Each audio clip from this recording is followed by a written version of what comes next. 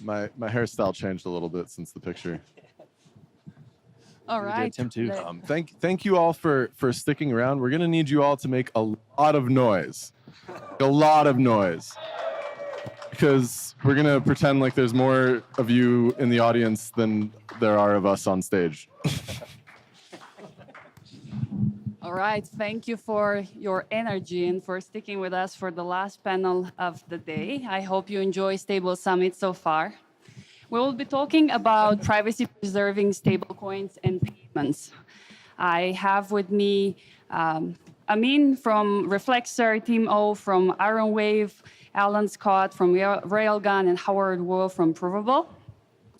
And I believe we're going to have a very interesting conversation. There is a lot happening right now in the world that makes this quite relevant, I would say. There are several governments in many countries that are launching CBDCs. We have our RWAs rising, including confidential RWA tokenization.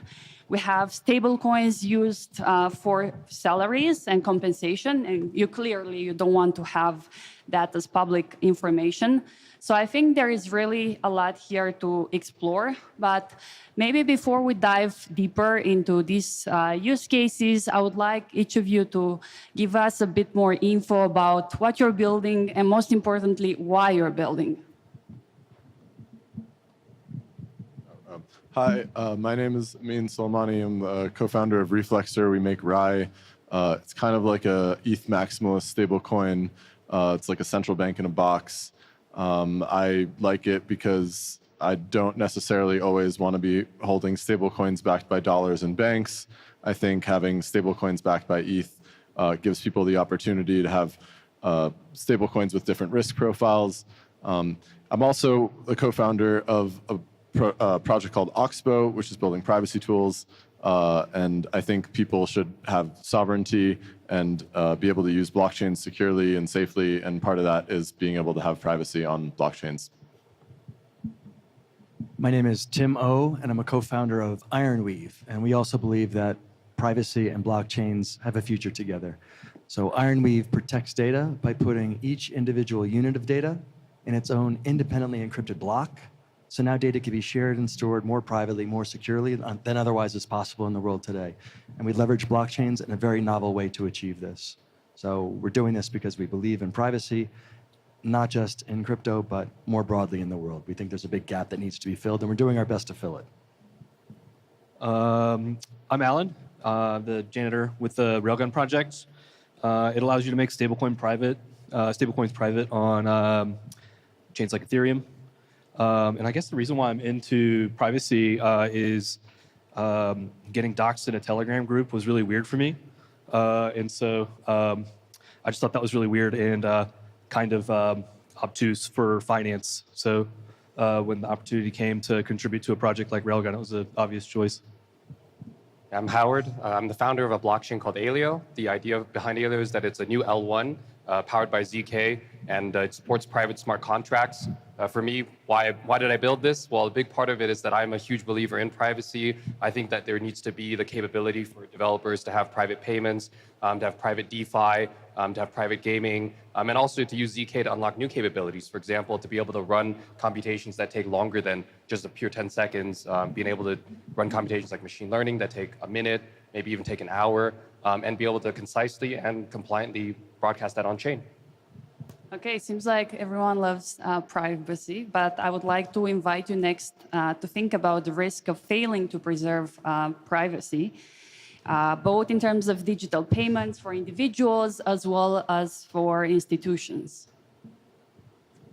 So when we take a step back and we just look at finance in general, like peer-to-peer blinding is just an assumption. Right. So if I were to pay any of these individuals on the panel on something like Cash App or PayPal or even take and pay for a drink back there at the bar in cash, right? They don't know how much is in my pocket and I don't know how much is in the till, right? And so this like actor blinding is presumed in finance, and we've managed to completely mess that up in crypto, right?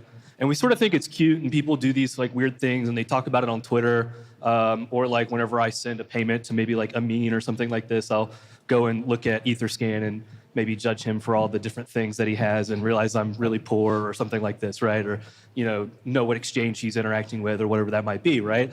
And that feels cute, but there's a lot of like really, terrible ramifications for that, particularly around things like wrench attacks and the like, right? But like personal security aside, a lot of things like just normal finance primitives erode. Anybody who's been around for like, yeah, shit. Damn. All prepared. Yeah, what's the first 12 words that come to mind, sir? But yeah, I mean, traditional market structure sort of erodes, right, whenever we try to not have privacy, right? We've all seen like people talk about like people's max pain point on Twitter when they have leverage, or anybody who's been around long enough remembers Constitution DAO and how the bid magically went exactly just above how much money they had in a doxed wallet, right? So privacy when it comes to like wallets is like mission critical for finance to really blossom in DeFi. I think there's another thing that we can look at this question through, and it's the lens of the institution. So clearly, individuals have a lot to lose. So right now, if I were to take a picture of anyone in the audience, it would take all of about 15 minutes to figure out what's in your bags. So you take a photo, you cross-reference that through an app, which then looks at your social media. They then have your name, where you work, where you live. You then cross-reference that with other publicly available databases and now have your email addresses and your number. And then there are other databases that can go a little deeper that are publicly available, and if not, go into the dark web. And then all the data from your telecom company hacks and also centralized exchange hacks, including most of the biggest exchanges in the world, all that data is there. So I just marry your email address, all your KYC data, to the addresses, and then I have a pretty good view of what you're holding, all your interactions, and then I decide whether it makes sense to go to Ace Hardware and pick up one of these wrenches or to go on down the street to the next door. But I think institutions don't have as much to lose because institutions aren't here. We all talk about the institutions coming, but without privacy, they're just not coming. There's no business that's going to transact on a public ledger outside of Web3 businesses. I don't know how we got that to be acceptable, but there's no business. You're not going to have Goldman Sachs broadcasting its trading strategies or its bags. You're not going to have Apple putting its supply chain data out there. OpenAI paying its AI engineers so that people can find out who they are and who's getting paid and then go after them. It's just never going to happen. And I think Jeremy Allaire nailed it. I was listening to his Money Movement podcast on the way over from Tokyo a couple of days ago. And I think it's remarkable that he said this too. He said, no business in its right mind is going to build on-chain unless they have total privacy and totally secure confidential transactions. And I think that's pretty accurate. And for him to say that when USDC is circulated almost exclusively on public ledgers is remarkable. He's basically acknowledging that, yeah, we have product market fit in crypto. It's used to settle transactions in crypto. It's used in some emerging markets. But if we really want to tap into the opportunity that is the institution, the people that move the most money in this world, we're going to have to provide privacy. So we're working on providing that key to unlock the possibility for everybody that's in this room now building stablecoins to reach outside of the walls of Web3 and to satisfy the institutional demand, which we think really is important. I think when institutions look at crypto, they see that the user journey itself is fundamentally broken. And what I mean by that is when a user today signs in to their bank account, their mother can't see their balance. Like your friends cannot see your balance. They can't see how much you make, how much you spend, how frequently you spend. But if I send you some USDC, you can instantly look up all that information. And more so, you can look at that information for the rest of time. And that in and of itself is a broken UI UX. And I think for these types of institutions to actually want to use crypto in real world day-to-day payments, they're going to need to see privacy as a fundamental feature of this technology stack itself. Otherwise, they're never going to adopt it. I like what you're saying here about having everyday users, being more accessible for everyday users. And I'm wondering, would you say, are there any promising innovations that could make privacy more accessible for these users? Well, I think for one, starting with infrastructure that actually supports privacy is the key. I think if you look back to where ZKPs come from, zero-knowledge proofs have been around for the last 30 years, but it's only in the past decade that the technology has become practical for modern CPUs to even run. And so 10 years ago, you saw the rise of and the advent of Zcash as kind of the first example to showcase using zero-knowledge proofs to make privacy possible. And it's only in the last, call it 4 to 5 years, that the technology has become fast enough to do general smart contract languages in. And because of that, I think we're now at a point where this infrastructure is becoming standard and commonplace. But a chain like Aleo could not have existed 5 years ago. It could not have existed 10 years ago because it's just such cutting edge tech to get there. I do think that over the next few years, with the advent of things like Railgun, I think you're going to see more and more teams that are going to be building because the primitives are now cheap enough for modern computers to even run it. I think privacy is both useful at for the mundane, like payroll, like you were saying, and then also for the extreme mission critical, like Vitalik donating to Ukraine without the Russians figuring out like how much he's donating, and everything in between. And it's kind of silly. I was involved with the inception of Tornado Cash through Moloch DAO, which is basically a punk rock themed grants DAO that we helped make in 2019. And we gave all the early grants to Tornado Cash. And I posted a meme recently because the Tornado Cash case has been litigated, and Roman has now appealed to the Supreme Court. So the Supreme Court might rule on whether or not Americans have access to private money, and Roman's case specifically. And it's kind of like this weird domino effect where, the domino meme, and it's like, Ameen tries to pay payroll privately on the blockchain, and then it's like the Supreme Court decides on the fate of private money. It's not something we anticipated would go that way. But yeah, I think that in the aftermath of the North Korea hacking a video game, Axie Infinity, for $500 million, which I don't know why they had $500 million, but then trying to use the privacy protocols, we have started to adapt.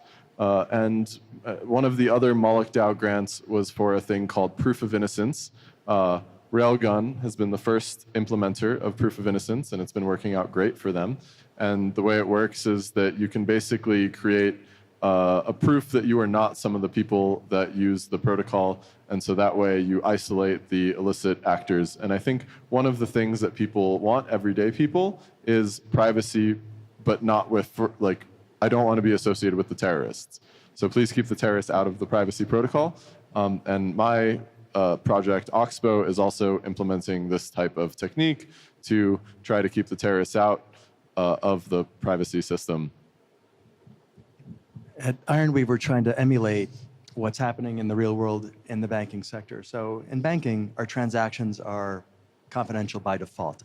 Unless we have some miscreant banks that are selling data out the back door, which some of them do. But all that transaction data, it should be private. But the banks have an obligation to file these suspicious activity reports, SARs. So in the event that something basically gets tripped, then they put together a report, and then that's escalated, and then maybe law enforcement has some eyes on that. Now, in the crypto world, or the blockchain world, we basically have done away with all of that, and everything is out there. It's just all out there for everybody to see. It's like one big SAR has been filed, and that caused all the data to be released to law enforcement. So now we're living basically in a surveillance state. It's much worse than it ever was in the banking industry. So I think there has to be a balance struck. And if we can emulate what it is that happens in the banking sector in crypto, then that's a nice line to walk, where we have privacy by default and compliance on demand. And I think that would be sufficient for the vast majority of the market users. Some maxis, privacy maxis, cypherpunks, they might not be thrilled with that, but I think that allows us to address a lot of the pain points that we're talking about here, and it opens up the possibility for blockchains to be really used in a much broader way. And I can share a little bit about the innovative approach that we're taking to address this, if it's an appropriate time. Okay. So the way that I don't want to hijack this. So Ironweave is taking blockchain technology and using it in a fundamentally different way. And I'll just describe that very briefly so you can conceptualize this. So in Ethereum, or the monolithic blockchains, we have one ledger, and all our addresses point to that ledger. In Ironweave, we have addresses, but there's no central ledger. Every Ironweave address is its own independent Ironweave ledger. And when two or more interact to send a payment, a file, a message, a swap, anything, a new block is created. That block is encrypted with a unique set of encryption keys, which are then only made available to the participants to that interaction. the block is hashed, and the block only goes on top of the ledgers that participated. So in this way, we've created a new data primitive where each unit of data has its own protective container, which allows it to then traverse the internet, be stored on the internet, but in a private and secure manner. So why is that relevant here? It's relevant because stablecoin issuers have done a wonderful job of getting product market fit within crypto circles, in the Web3 ecosystem, and in some emerging markets. But as we said earlier, the real opportunity lies outside. So if we can enable stablecoin issuers and other financial protocols to branch outside of Web3, we think there's a lot of value that can be created, and we can fulfill the promise that we've all been talking about for years in this industry. Maybe we go a bit back to what Ameen was saying with Tornado Cash. I think I would like to invite you here to reflect about how we can maybe prevent privacy-preserving technologies from leading to negative consequences for their creators, as seen in the Tornado Cash case, because I think we all want privacy, but there is a lot of risk for building such solutions, and maybe there's something we can do as an ecosystem to kind of hedge this risk, if you want. Yeah, sure. It's a tough question, right? Because I think the issues extend beyond privacy, right? And just like broadly out into open source tech, right? But I think a lot of what, I mean, at least what I've been doing is just considering a lot of like the, like how do I get opportunities to be in contact with people in policy, right?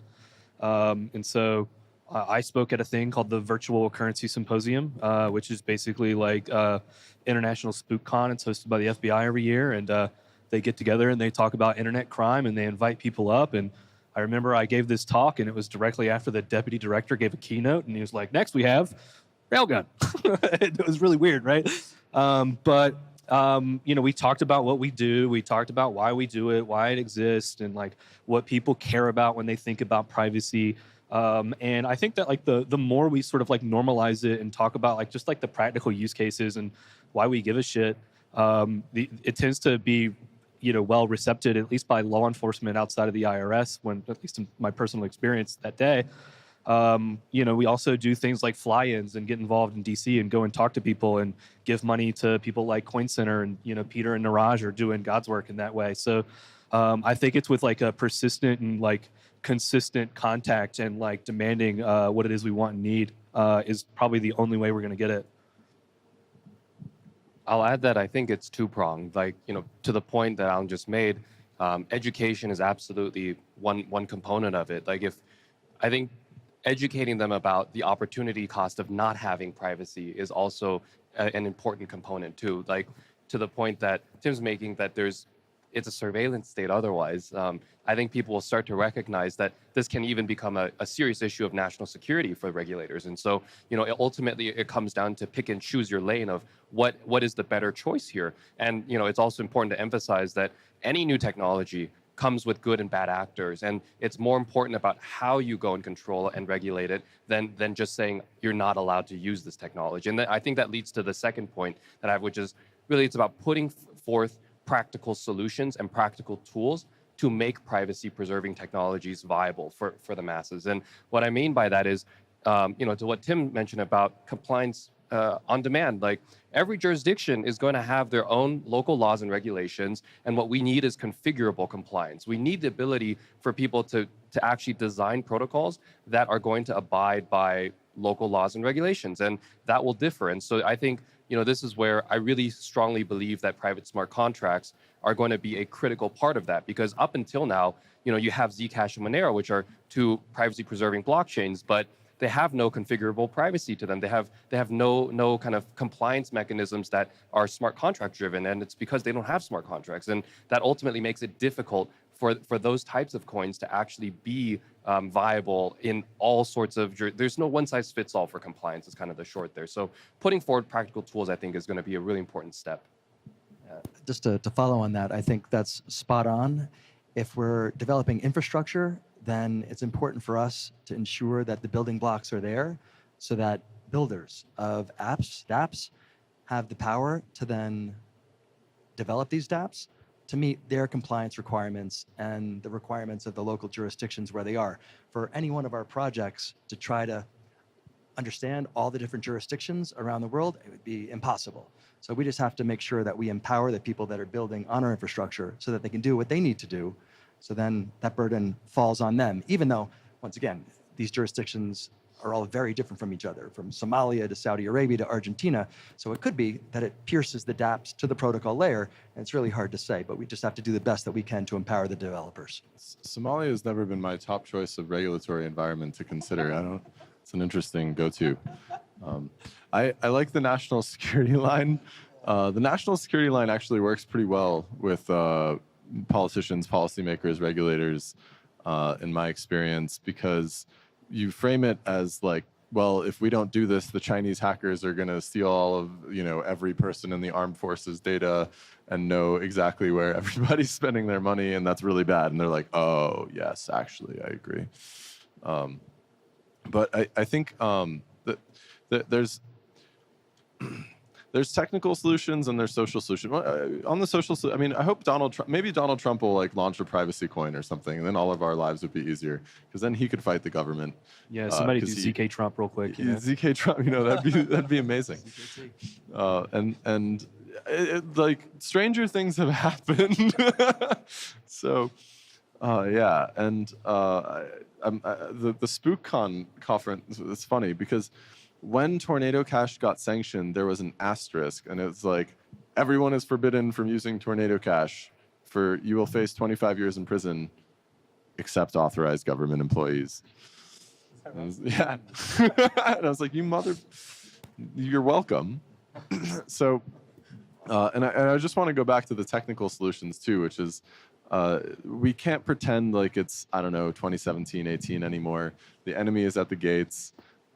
North Korea just, the $500 million thing was so 2020 or 2021. Now it's like $1.5 billion.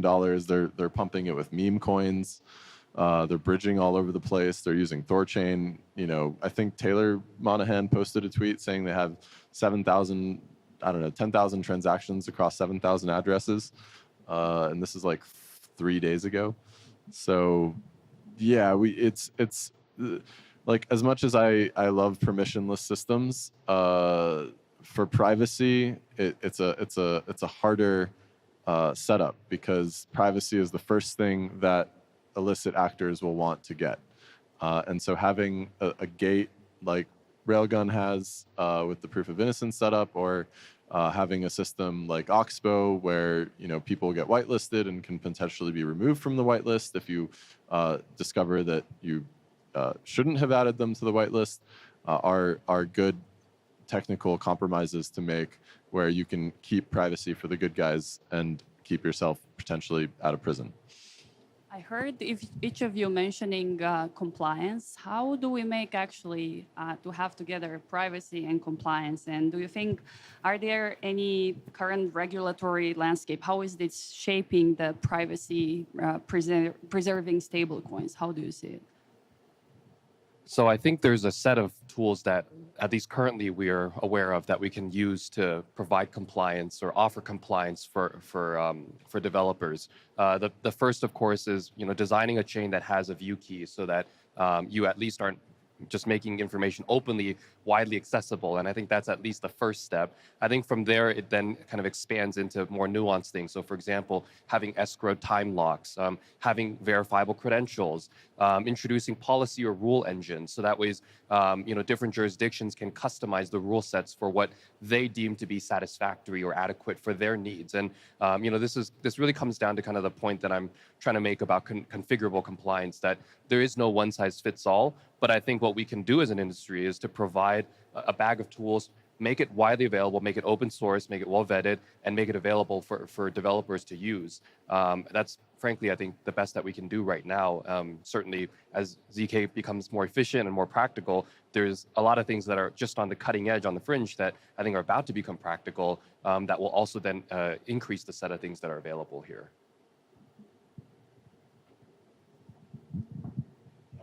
I feel like I just answered this one a little bit in terms of compliance, but yeah, like there's a lot of different rules governing this stuff, and so and the jury's out on exactly what the rules are, right? So FinCEN said that in 2019 they provided guidance to the space saying that you are not a money services business if you do not accept and transmit the funds, which implies custody. But then Tornado Cash was charged with operating an unlicensed money transmitter.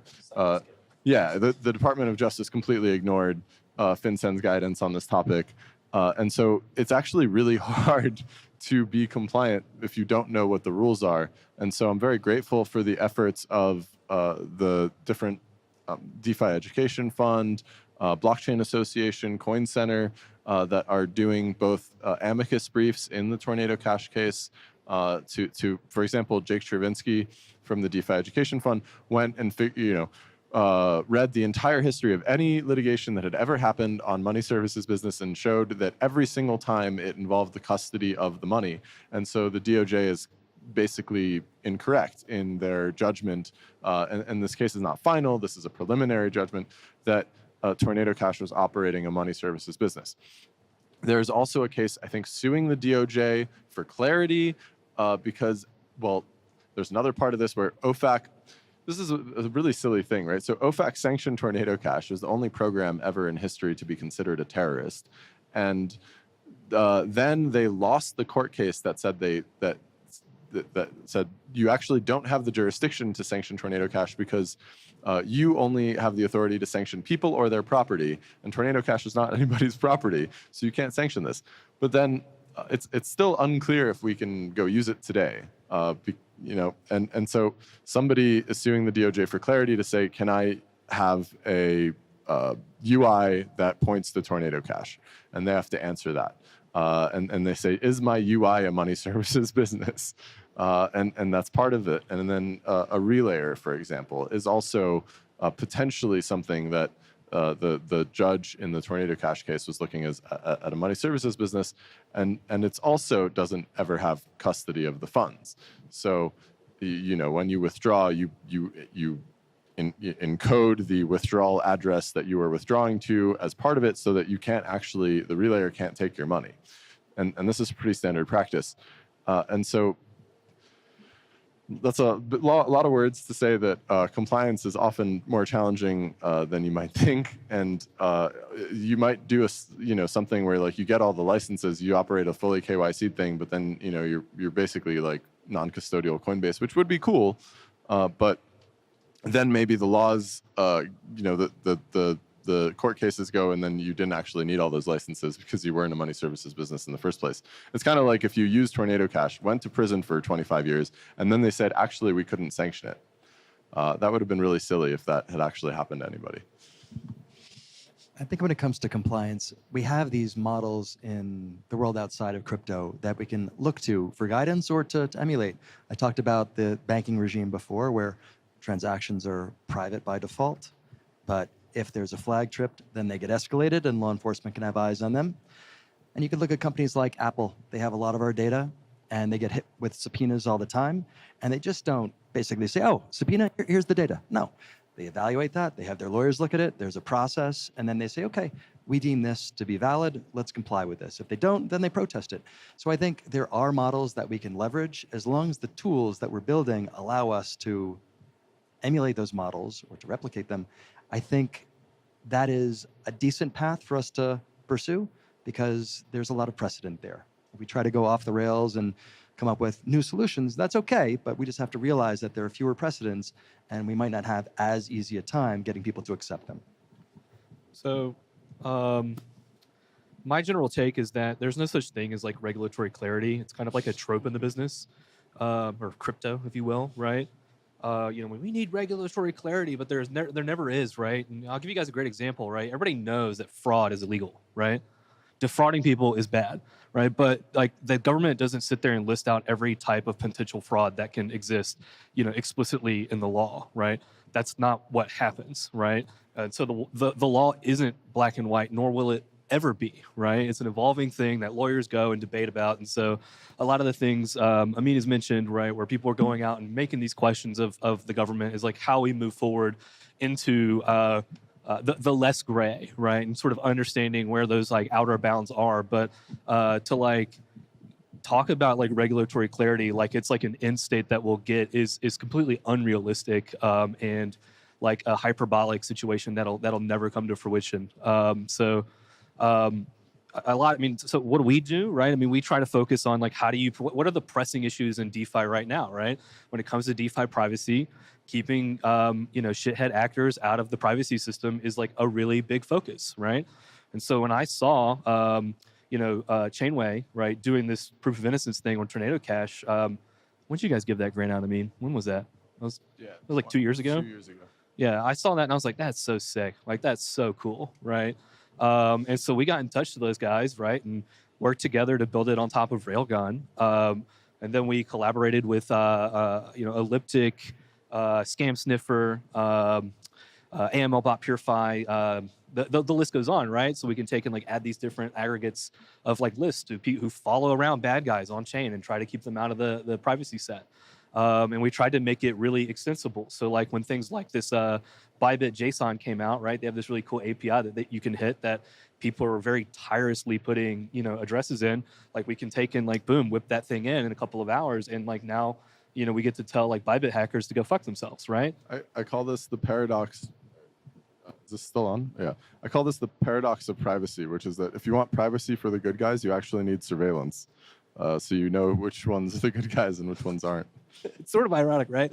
It's kind of the duopoly of crypto and privacy, right? But suffice it to say, right? I think that this is like I know the practical equilibrium paper was really cool, and so like I think that these are like the practical things that we can do today to like try to attempt to build privacy for the good guys and like show really good wins out there in the space of like preventing bad people from getting away with crime by way of the things that we build. Maybe we shift a bit gears and we talk a bit about integrating these solutions into the real world. What would you say are the biggest trade-offs between privacy, scalability, usability when integrating this technology into real-world payment systems? I just want to apologize. I got to get going, but I have dinner to get to. Thank you, everyone. So I think like the challenge, right, at least for us, has been like, how do we take we focus on DeFi, right? And the challenge that we have is like, there isn't actually a standard for DeFi. And so like being able to do cross-contract calls and deal with things that aren't atomic or like dealing with bridges and all of the other sorts of infrastructure that exist in DeFi is, it's a really difficult problem, right? Railgun was deployed into EVM. It's not a new chain or a side chain or an L2 or something like that.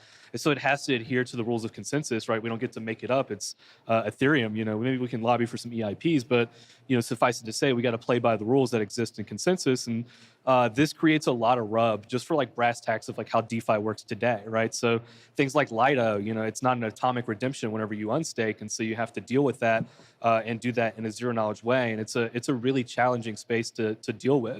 And even when we look at things like the interfaces that come with the traditional space, so on ramps, off ramps, right? How do we interface with that stuff?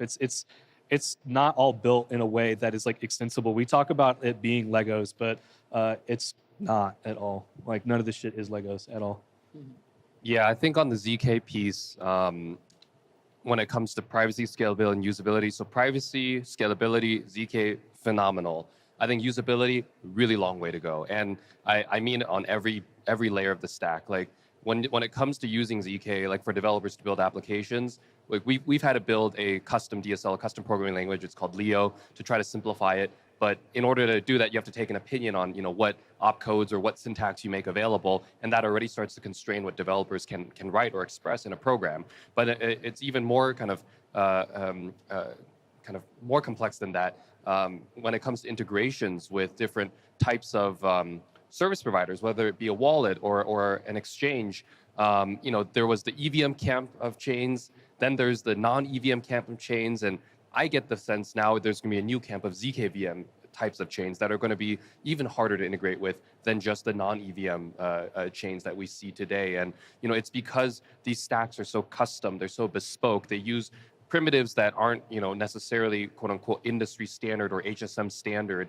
And because of that, a lot of engineers have to do extra tooling and extra work to make that work. But, for those who are willing to put in that work, there's some phenomenal benefits. Of course, privacy is kind of a no-brainer that you can achieve privacy because you now have ZK. But certainly on the scalability piece as well, like, the thing that I think is really kind of under talked about is the fact that it's not just about TPS. It's actually about developer expressivity. When you have ZK, you can actually run computations off-chain now. If you can run it off-chain, you're no longer time sharing like that 10-second block time or the 3-second block time, whatever it may be these days. I like to think about these chains that existed before us as almost like mainframe computing because everyone is trying to time share. With ZK, now you can run computations fully off-chain. It can take a minute, it can take an hour, it can take a day. You wrap it up into this nice little proof that's a few hundred bytes. You submit it on-chain, and it only takes 10 milliseconds or less to verify. And so there's no re-execution, and you suddenly achieve not only more TPS, but far more expressivity for the developers. So, there is a cost to using ZK and therefore privacy tech, but I do think it comes with some huge advantages, not only for the users, but also for the developers. So I think ZK, FHE, TEE, our approach, which doesn't fit into any of those boxes, they all have a role.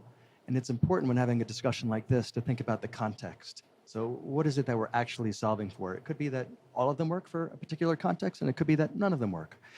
Now, if we talk about payments, which you mentioned, the payment industry has a lot of scale. And there are many transactions that Visa is processing every second.